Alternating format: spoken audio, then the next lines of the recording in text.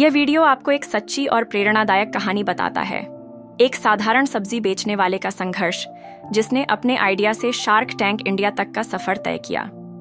कैसे उसने mobile app से शुरू करके लाखों का बिजनेस बनाया। एक समय था जब वो सुबह 4 बजे उठकर ठेले पर सब्जी लेकर गलियों में आवाज लगाता था, टमाटर ले लो, आलू ले लो। लेकिन आज वही इंसान टाई पहनकर शार्क टैंक इंडिया के मंच पर खड़ा है, अपने सब्जी स्टार्टअप के लिए करोड़ों की डील मांग रहा है। कैसे एक गरीब सब्जी बेचने वाला अपने आइडिया, मेहनत और जुनून के दम पर बना भारत का अगला बिजनेस आइकॉन। ये सिर्फ एक कहानी नहीं है, ये हजारों युवाओं की उम्मीद है। आज हम आपको बताएंगे सब्जी वाले से स्टार्टअप फाउंडर बनने की पूरी कहानी, एक एक पड़ाव, एक एक संघर्ष और वो दिन जब शार्क्स ने खड़े होकर ताली बजाई। नाम था रमेश यादव, उम्र थी 29 साल, लेकिन कहानी की शुरुआत होती है बचपन से। रमेश का जन्म उत्तर प्रदेश के एक छोटे से गांव में हुआ था। पिता गांव में सब्जी बेचते थे, ठेले पर। घर में इतने पैसे नहीं थे कि ठीक से पढ़ाई हो सके। रमेश ने कक्षा 5 के बाद स्कूल छोड़ दिया, क्योंकि पिता ने कहा अब घर चलाने में हाथ बंटाना होगा। 9 साल की उम्र में रमेश पहली बार सब्जियों की टोकरी उठाकर गांव की गलियों में गया। धूप हो या बारिश, रमेश हर दिन ठेले पर सब्जी बेचता। कई बार लोगों ने मजाक उड़ाया, बच्चे चिढ़ाते, देखो ठेले वाला रमेश आ गया। लेकिन रमेश ने जवाब नहीं दिया, बस मन में एक बात बैठा ली, एक दिन मैं कुछ बड़ा करूंगा। समय बीता। रमेश अब 18 साल का हो गया, लेकिन अब वो सिर्फ सब्जी बेचने में नहीं, सोचने में भी लगा हुआ था। एक दिन उसने देखा कि एक ग्राहक बार बार उसे एक ही सवाल पूछ रहा है, ये सब्जी ताजा है ना? किस खेत से आई है? वहीं से एक आइडिया जन्मा। अगर मैं सब्जी के साथ उसका स्रोत बता सकूं, तो ग्राहक को भरोसा होगा। रमेश ने गांव के किसानों से बात करनी शुरू की, उनसे सीधे सब्जी खरीदने लगा।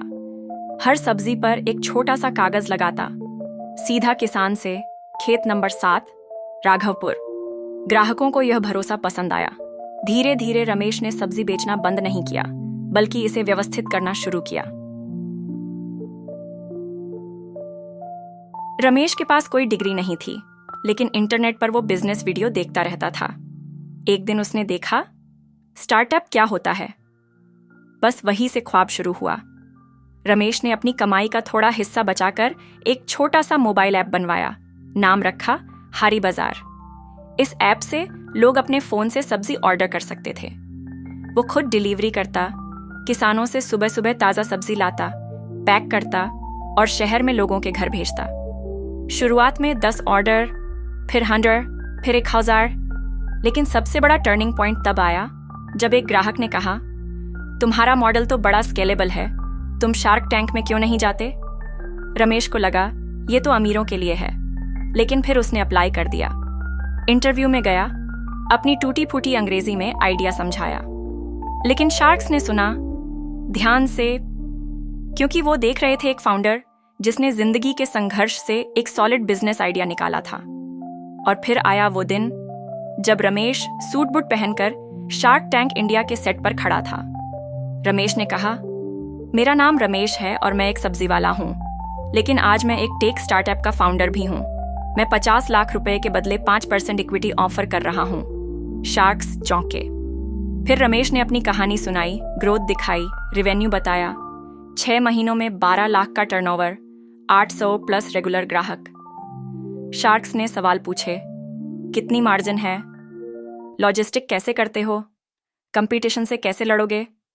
रमेश ने आत्मविश्वास से जवाब दिया, हम भरोसे का कारोबार करते हैं और हमारा ग्राहक किसान और खरीदार दोनों से जुड़ा है। और फिर एक शार्क ने कहा, मैं तुम्हारे विजन में यकीन करता हूं, मैं तुम्हें 50 लाख दूंगा, लेकिन 10% इक्विटी पर। दूसरे शार्क बोले, मैं तुम्हारे साथ जाना चाहता हूं, मैं नेटवर्क और स्केल में मदद करूंगा। तीसरे बोले, तुम्हारा संघर्ष सराहनीय है, मैं पार्टनर बनना चाहता हूं। रमेश की आंखें नम हो गईं और आखिर में रमेश ने 2 शार्क्स की साझा डील स्वीकार की, $50 लाख रुपए, 10% इक्विटी के बदले। दोस्तों, ये कहानी रमेश की है, लेकिन प्रेरणा हम सबके लिए है।